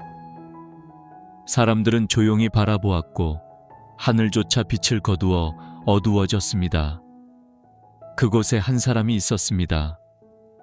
그분은 손과 발이 못에 박힌 채 아무 말 없이 세상을 품고 있었습니다. 예수님의 십자가. 그 장면은 너무 익숙해서 때로는 하나의 상징처럼 느껴집니다. 그러나 십자가는 단순한 종교의 표식이 아니라 하나님 사랑의 실체가 드러난 자리였습니다. 그곳에서 하나님은 세상을 향한 마음을 다 쏟으셨습니다. 다 이루었다. 그 한마디는 절망이 아닌 완성의 선언이었습니다. 예수님은 세상의 죄를 짊어지고 그 길을 걸으셨습니다. 그분의 고난은 단순히 육체적 고통이 아니었습니다. 배신당한 외로움, 사랑했던 사람들에게 외면당한 슬픔, 그리고 마지막 순간까지도 사람을 용서하려는 마음. 그 모든 것이 십자가 위에서 하나로 모였습니다. 그분은 인간의 모든 죄를 대신해 침묵하셨습니다. 그 침묵 속에 사랑이 있었습니다. 나는 가끔 그 장면을 상상합니다. 십자가 아래에 서 있는 한 여인, 그의 눈에는 눈물이 흘러내립니다. 그 여인은 말하지 않아도 알았습니다. 저분이 죽으시는 이유가 자신 때문임을. 그 눈물은 죄책감이 아니라 이해할 수 없는 사랑에 대한 놀라움이었습니다. 그 사랑은 도무지 인간의 방식으로는 설명될 수 없었습니다. 한 중년의 남자가 있었습니다. 그는 오랫동안 신앙을 떠나 살았습니다. 어린 시절 교회를 다녔지만 인생의 실패와 상처 속에서 하나님을 원망했습니다. 그러던 어느 날 친구의 권유로 부활절 예배에 참석했습니다. 그는 설교가 시작된 지 얼마 되지 않아 눈을 감았습니다. 예수님은 당신의 죄를 대신하여 십자가에 달리셨습니다. 그 말을 들었을 때 이상하게도 가슴이 뻐근해졌습니다. 그는 속으로 이렇게 말했습니다. 그게 나 때문이었다면 나는 이제 어떻게 살아야 하나요? 그날 이후 그는 매일 밤 짧게 기도했습니다. 주님, 저를 위해 흘리신 피를 헛되이 하지 않게 하소서. 그의 삶은 조금씩 달라졌습니다. 마음의 분노가 줄고 미움이 사라졌습니다. 누군가를 용서할 수 있을 만큼 마음이 넓어졌습니다. 그는 깨달았습니다. 십자가는 나를 정죄하는 것이 아니라 나를 다시 살게 하는 사랑이었구나. 심리학에서는 대속적 공감이라는 표현이 있습니다. 타인의 고통을 대신 느끼는 마음, 그것이 진정한 사랑의 본질이라고 말합니다. 십자가는 그 대속의 극치였습니다. 하나님은 인간의 고통을 대신 느끼는 분으로 오셨습니다. 우리의 상처를 품고 우리의 죄를 지시고 그분은 침묵 속에서 우리를 끌어안으셨습니다. 그분의 상처가 곧 우리의 치유가 되었습니다. 십자가 앞에 서면 우리는 비로소 자신을 보게 됩니다. 나의 욕심, 나의 교만, 나의 불신이 그분의 손에 박힌 못과 같음을 깨닫게 됩니다. 그러나 동시에 우리는 압도적인 사랑을 만납니다. 그분은 그 모든 것을 알고도 나를 택하셨습니다. 하나님은 심판 대신 용서를 선택하셨습니다. 그것이 복음의 중심입니다. 예수님이 숨을 거두신 그 순간 성전의 휘장이 위에서 아래로 찢어졌습니다. 그것은 하나님과 인간 사이를 가로막던 벽이 사라졌다는 뜻이었습니다. 이제 누구든지 그분의 이름을 부를 수 있게 되었습니다. 그분의 죽음은 끝이 아니라 시작이었습니다. 십자가는 실패가 아니라 사랑의 완성이었습니다. 나는 때때로 이 구절을 묵상합니다. 우리가 아직 죄인 되었을 때에 그리스도께서 우리를 위하여 죽으심으로 하나님께서 우리에 대한 자기의 사랑을 확증하셨느니라. 이 말씀을 마음속에 담고 있을 때 삶의 고난이 덜어지는 것은 아닙니다. 그러나 그 고난의 의미가 달라집니다. 예수님이 이미 모든 고통의 끝에 서 계시기 때문입니다. 사랑은 말이 아니라 희생으로 증명됩니다. 하나님은 그 사실을 십자가에서 보여주셨습니다. 그분은 고통을 피하지 않으셨습니다. 오히려 고통 한가운데로 들어가셨습니다. 그곳에서 죄와 죽음을 이기셨고 그 사랑으로 세상을 다시 품으셨습니다. 주님, 당신의 십자가 앞에서 다시 멈춥니다. 제가 만든 상처들 속에서도 당신은 저를 사랑하셨습니다. 그 사랑이 제 삶의 이유가 되게 하소서. 하늘이 어두워졌지만 그 어둠 속에서 새로운 빛이 준비되고 있었습니다. 십자가는 끝이 아니라 부활의 문이었습니다. 그분은 죽음으로 사랑을 완성하셨고 이제 그 사랑은 생명으로 피어날 것입니다. 어둠은 길었습니다. 십자가의 자리에 남은 것은 침묵뿐이었습니다. 사람들은 모두 흩어졌고 하늘은 닫힌 듯했습니다. 예수님이 세상을 떠난 그날, 제자들은 아무 말도 할 수 없었습니다. 그들의 마음에는 무너진 믿음, 끝난 이야기만 남아 있었습니다. 모든 것이 끝났다고 생각했습니다. 그러나 하나님은 그 끝의 자리에서 새 이야기를 준비하고 계셨습니다. 안식일이 지나고 새벽이 밝아오던 날, 막달라 마리아가 무덤을 찾았습니다. 그녀는 단지 주님의 시신이라도 곁에 두고 싶었습니다. 그러나 무덤의 돌문은 이미 굴려져 있었고 그 안은 비어 있었습니다. 그녀는 울었습니다. 누가 내 주님을 가져갔을까? 그때 누군가 부드럽게 물었습니다. 여인아, 어찌하여 울고 있느냐? 그녀는 돌아보았지만 알아보지 못했습니다. 그분이 말했습니다. 마리아야. 그 한마디, 이름을 부르는 음성에 그녀의 영혼이 깨어났습니다. 그는 부활하신 주님이셨습니다. 그 순간 죽음은 끝이 아니라 통로가 되었습니다. 하나님은 절망의 자리에서 생명을 피워내셨습니다. 부활은 단지 예수님의 승리만이 아닙니다. 그분 안에서 우리 또한 새로운 생명을 얻었다는 선언이었습니다. 하나님은 무덤조차 생명의 자리로 바꾸셨습니다. 나는 새벽의 장면을 자주 떠올립니다. 세상이 아직 어둡고 조용한 시간, 그러나 동쪽 하늘 저편에서 희미한 빛이 시작될 때 그 순간의 공기는 설명할 수 없는 기대감으로 가득합니다.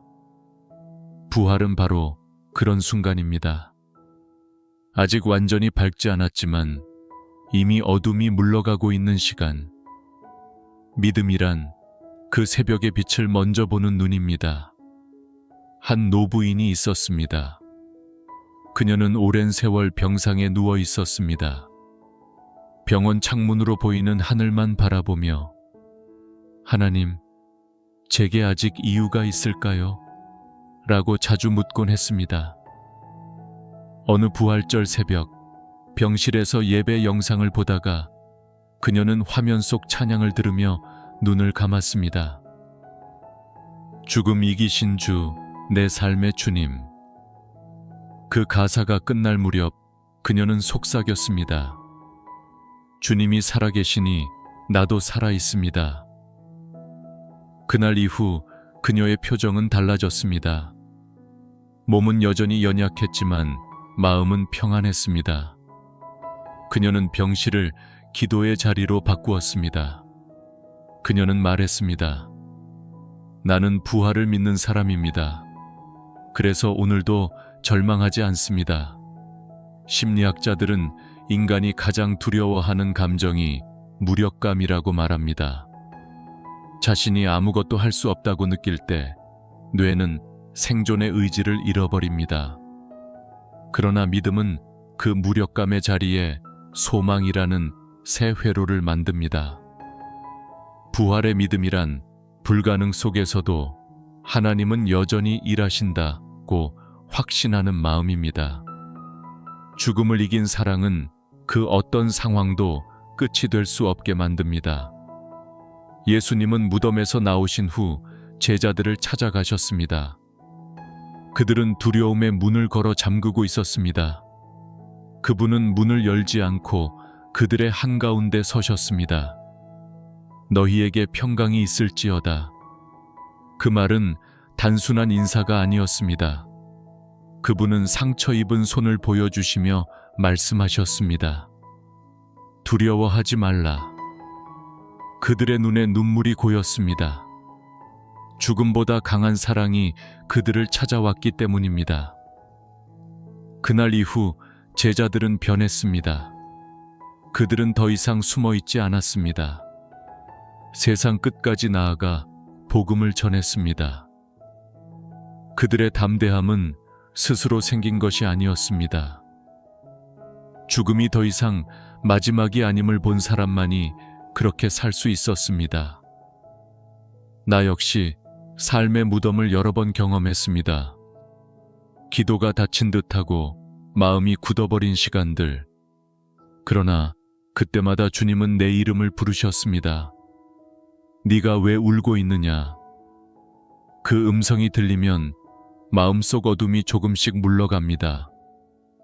주님은 지금도 살아계시기에 절망은 더 이상 영원하지 않습니다. 성경은 말합니다. 나는 부활이요 생명이니 나를 믿는 자는 죽어도 살겠고 살아서 나를 믿는 자는 영원히 죽지 아니하리라. 이 말씀은 단지 미래의 약속이 아니라 오늘을 살아가는 나의 힘입니다. 부활은 언젠가 일어날 사건이 아니라 지금 이 순간 내 안에서 시작되는 생명입니다. 주님, 당신의 부활이 제 안에 죽은 믿음을 다시 살리셨습니다. 어둠이 남아있을지라도 그 어둠 속에서 새벽을 보게 하소서. 죽음을 이기신 그 사랑이 오늘 제 안에 살아 숨쉬게 하소서. 새벽이 완전히 밝아옵니다. 들판 위의 공기가 서서히 따뜻해지고 먼 산의 능선 위로 빛이 번집니다. 모든 것은 여전히 조용하지만 세상은 이미 새로워졌습니다. 죽음이 끝이 아니었습니다. 부활은 하나님의 사랑이 가장 깊은 밤을 뚫고 피워낸 빛이었습니다. 그 빛이 오늘 내 영혼에도 스며듭니다. 하루가 저물어가는 저녁, 노을빛이 하늘과 땅 사이를 붉게 물들입니다. 햇살은 점점 기울고 세상은 조용히 어둠으로 넘어갑니다.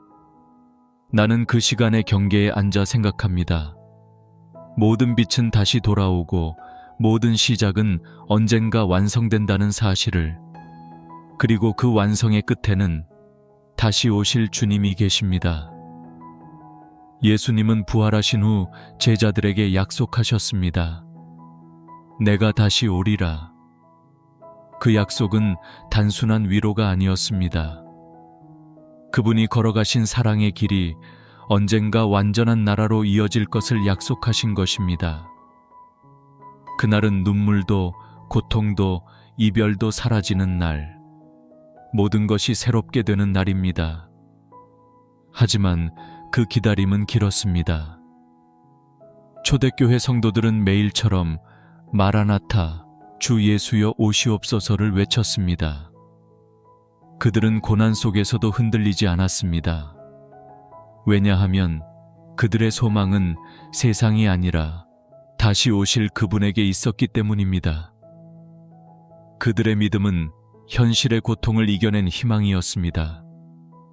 지금 우리는 그 약속의 시대를 살아가고 있습니다. 눈에 보이지는 않지만 주님은 여전히 우리 곁에서 역사를 이끌고 계십니다. 세상이 혼란스럽고 정의가 무너지는 듯해도 하나님은 침묵 속에서 일을 하고 계십니다. 재림은 단순히 미래의 사건이 아니라 지금 이 순간에도 진행되고 있는 하나님의 계획입니다. 나는 가끔 저녁 하늘을 바라봅니다.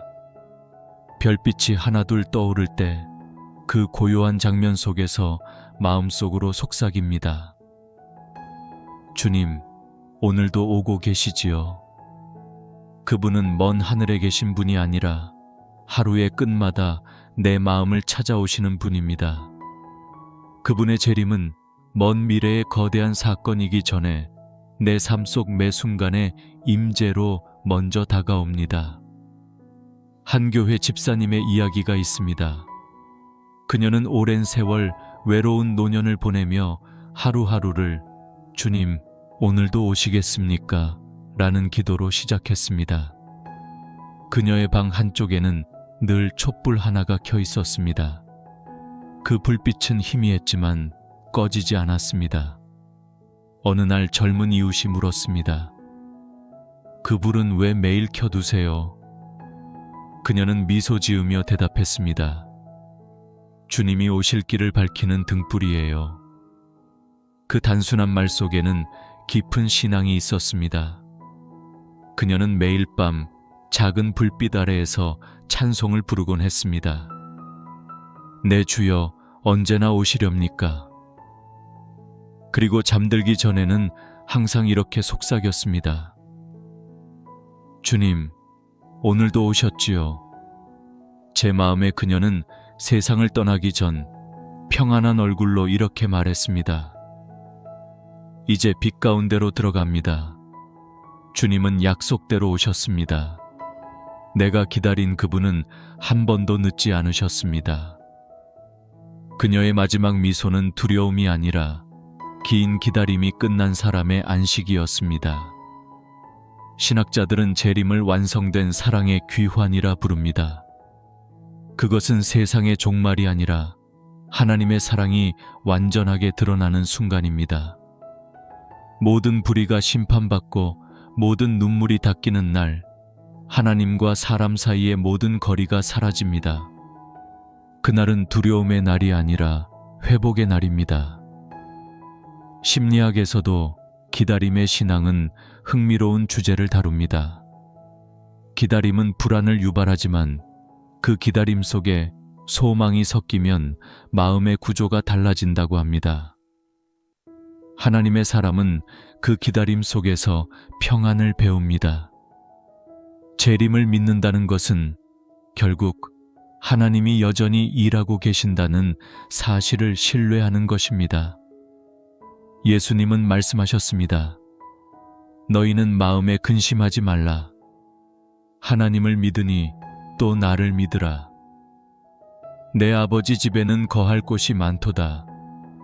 내가 너희를 위하여 거처를 예비하러 가노니 가서 너희를 위하여 거처를 예비하면 다시 와서 너희를 내게로 영접하리라. 그 약속은 변하지 않았습니다. 하나님은 여전히 우리를 향해 오고 계십니다. 그분의 발걸음은 느리지만 결코 멈추지 않습니다. 나는 오늘도 그 약속을 붙듭니다. 세상이 흔들려도 내 마음이 약해져도 주님의 오심은 멀지 않았다는 사실이 나를 일으킵니다. 그분은 다시 오실 것입니다. 영광 가운데, 빛 가운데, 그리고 사랑 가운데. 주님, 당신의 오심을 기다립니다. 이 세상이 어두워질수록 그 빛을 더 선명히 보게 하소서. 제가 조급하지 않게 하시고 기다림의 시간 속에서도 당신의 임재를 느끼게 하소서. 밤하늘의 별빛이 깊어집니다. 그러나 어둠 속에서도 나는 알고 있습니다. 새벽은 반드시 옵니다. 그 새벽, 주님이 오십니다. 그날의 빛은 모든 어둠을 삼킬 것입니다. 재림은 약속의 끝이 아니라 사랑의 완성입니다. 그리고 그 사랑은 이미 오늘 내 마음의 문을 두드리고 계십니다. 새벽이 완전히 밝아오자 공기 속에서 빛이 느껴집니다. 세상은 여전히 같은 모습이지만 마음 한켠에서 설명할 수 없는 평안이 피어납니다. 그것은 언젠가 오게 될 영원한 나라를 하나님께서 미리 내 안에 보여주신 듯한 순간입니다. 성경은 말합니다. 새 하늘과 새 땅을 보니 처음 하늘과 처음 땅이 없어졌고 바다도 다시 있지 않더라. 그 말씀은 세상의 소멸이 아니라 완전한 회복의 선언입니다. 하나님이 창조하신 세계가 죄로 인해 깨어졌던 그 질서를 다시 아름답게 새롭게 하시는 장면입니다. 하나님은 처음과 끝을 모두 품고 계신 분, 그분의 사랑은 영원을 향해 흐르고 있습니다.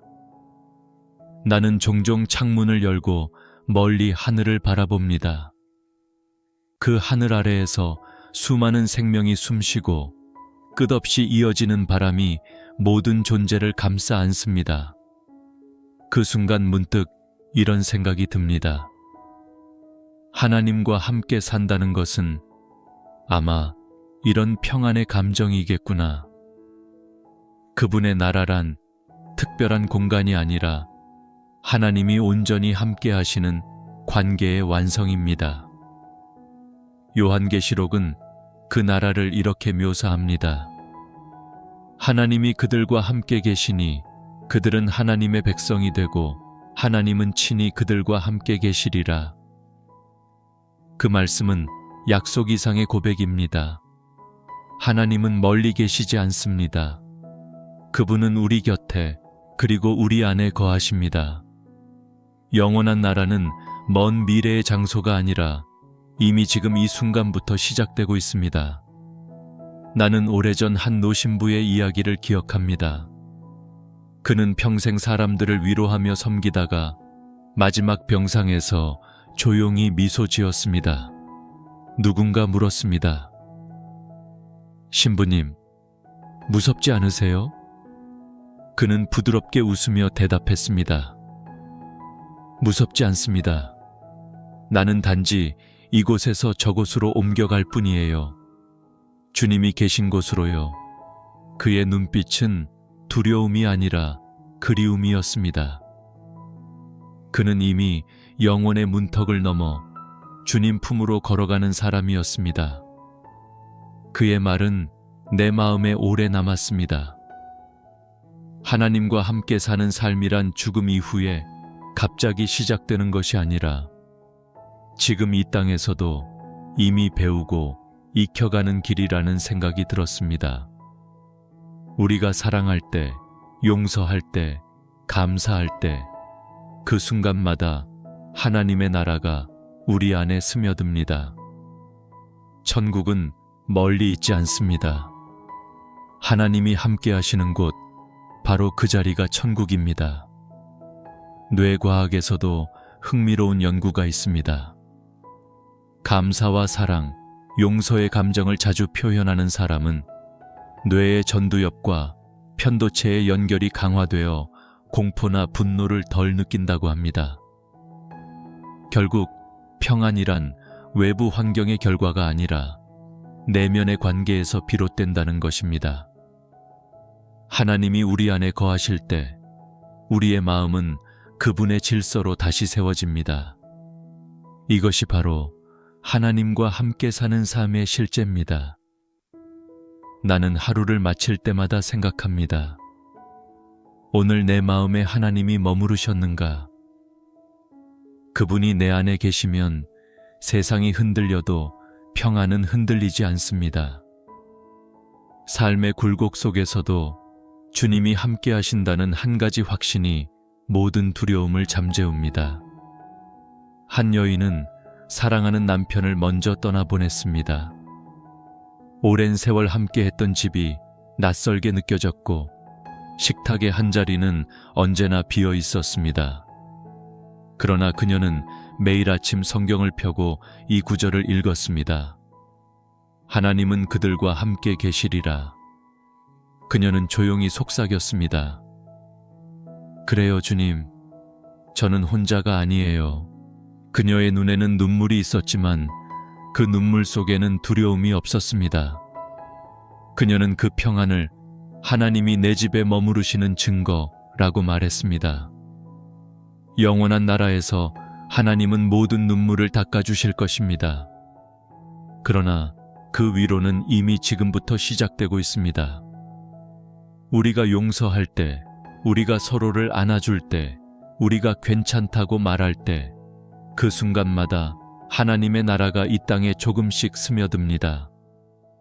천국은 먼 미래의 보상이 아니라 지금 우리의 삶 속에서 자라나는 씨앗입니다. 주님, 당신과 함께 사는 삶이 제게 평안이 되게 하소서. 눈으로 보이지 않아도 당신이 제 곁에 계심을 잊지 않게 하소서. 영원의 나라가 제 일상 속에서 숨쉬게 하소서. 해가 천천히 저물어 갑니다. 창문 사이로 마지막 햇살이 머물다 사라집니다. 그러나 어둠은 더 이상 두렵지 않습니다. 왜냐하면 하나님이 이 어둠 속에도 함께 하시기 때문입니다. 그분이 머무시는 곳, 그곳이 곧 천국입니다. 하나님과 함께 사는 삶, 그것이 영원한 나라의 시작이며 우리의 여정은 이미 그 안에서 계속되고 있습니다. 밤이 깊었습니다. 세상은 고요하고 창문 너머로 들려오는 바람 소리만이 방 안을 스칩니다. 하루의 모든 소음이 멈춘 이 시간, 나는 문득 마음속에서 잔잔한 울림을 느낍니다. 하나님이 지금도 나를 부르고 계신다는 그분의 사랑이 여전히 흐르고 있다는 감각입니다. 이제 모든 이야기는 한 방향을 향해 흘러왔습니다. 태초의 창조에서 시작된 사랑은 타락의 어둠을 지나 약속과 성육신, 십자가와 부활, 재림과 영원한 나라를 거쳐 이제 한 문장으로 완성됩니다. 하나님은 사랑이시다. 성경은 처음부터 끝까지 그 고백으로 이어집니다. 모든 사건의 중심에는 하나님의 마음이 있습니다. 그분은 인간을 떠나지 않으셨고 실패와 죄, 눈물과 상처의 한가운데서도 끊임없이 우리를 찾아오셨습니다. 그분의 사랑은 시간의 경계를 넘습니다. 태초에도, 지금도, 그리고 영원히. 나는 한 노교회의 낡은 의자에 앉아 오래된 성경책을 천천히 넘기던 어느 오후를 기억합니다. 햇살이 스며들어 페이지마다 금빛 그림자를 드리우고 있었습니다. 그날 나는 처음으로 느꼈습니다. 이 책은 기록이 아니라 관계구나. 하나님의 이야기는 단순한 교리나 역사책이 아니라 한 사람 한 사람의 이름이 적힌 사랑의 편지였습니다. 그 속에는 나의 이름도 있었습니다. 우리는 종종 잊습니다. 삶이 너무 분주하고 세상은 빠르게 변합니다. 그러나 하나님은 결코 잊지 않으십니다. 그분의 사랑은 우리가 변해도 변하지 않습니다. 우리가 멀리 가도 그분은 따라오십니다. 우리가 잠시 침묵해도 그분은 조용히 기다리십니다. 그분의 사랑은 조건이 아니라 존재입니다. 하나님은 사랑하시기 때문에 존재하시고 존재하시기 때문에 사랑하십니다. 한 젊은 여인이 있었습니다. 그녀는 오랜 세월 죄책감에 묶여 살았습니다. 하나님을 사랑한다고 말하면서도 마음속 깊은 곳에서는 늘 두려워했습니다. 나는 용서받을 수 없어요. 그녀는 매번 그 말로 기도를 끝냈습니다. 어느 날 한 목사님의 설교에서 이런 말을 들었습니다. 하나님의 사랑은 우리가 자격이 있을 때 주어지는 게 아닙니다. 우리가 절망할 때 그 사랑이 시작됩니다. 그녀는 그 말을 붙잡고 밤새 울었습니다. 그날 이후 그녀는 매일 새벽 주님, 오늘도 저를 사랑하시나요? 라고 속삭였습니다. 그리고 매번 마음 깊은 곳에서 들려오는 한마디, 그럼 나는 늘 너를 사랑한다. 그녀는 그 대답 하나로 하루를 견뎠습니다. 그녀의 얼굴에는 평안이 자리 잡았고 그 평안은 오래된 상처마저 부드럽게 덮었습니다. 하나님의 사랑은 그렇게 작고 조용하게 다가옵니다. 그분은 큰 기적보다 작은 숨결 속에서 우리를 만지십니다.